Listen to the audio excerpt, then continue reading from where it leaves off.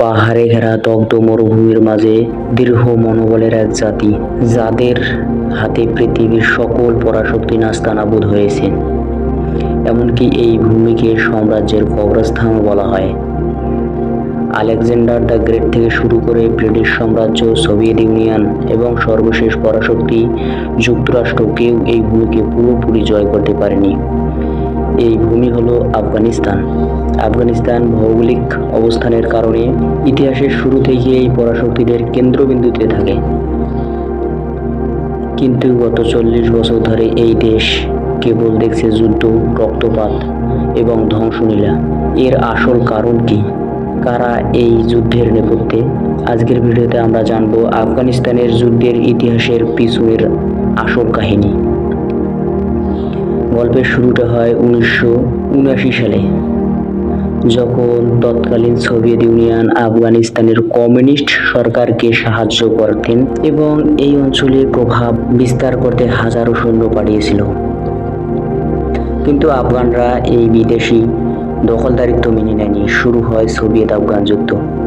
মার্কিন যুক্তরাষ্ট্র, পাকিস্তান এবং সৌদি আরবের সহায়তায় তৈরি হয় মুজাহিদিন বাহিনী। পাহাড়ে লুকিয়ে গেরিলা হামলা চালিয়ে তারা সোভিয়েত বাহিনীকে নাজেহাল করে ফেলে।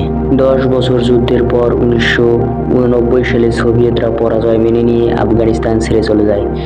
কিন্তু এই যুদ্ধে আফগানিস্তানকে ধ্বংসের দ্বার প্রান্ত নিয়ে যায়। সোভিয়েত চলে যাওয়ার পর শান্তি ফেরেনি। শুরু হয় মুজাহিদিন দলগুলোর মধ্যে ক্ষমতার দখলের গৃহযুদ্ধ। এই অরাজকতার মাঝেই আবির্ভূত হয় তালেবান।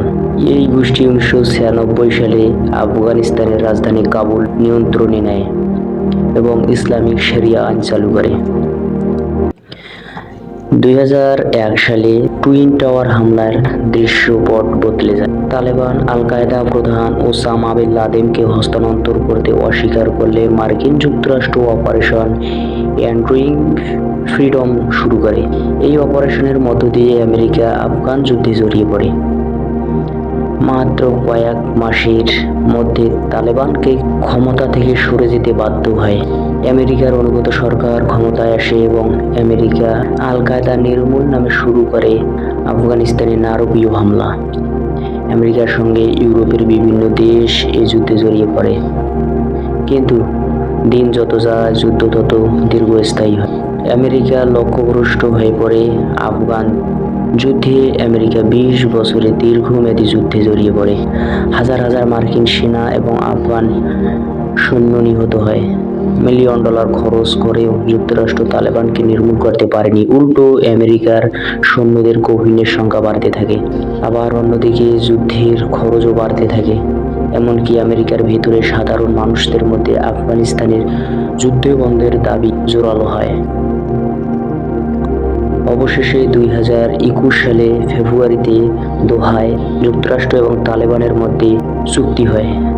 আগস্ট 2021 এর শেষের দিকে মার্কিন সৈন্য আফগানিস্তান ত্যাগ করে। আফগানিস্তান আবারও এক নতুন ইতিহাসের মুখোমুখি হয়। যুদ্ধের এই দীর্ঘ ইতিহাস প্রমাণ করে বন্দুকের নল দিয়ে কখনো আফগানিস্তানকে পুরোপুরি শান্ত করা সম্ভব নয়।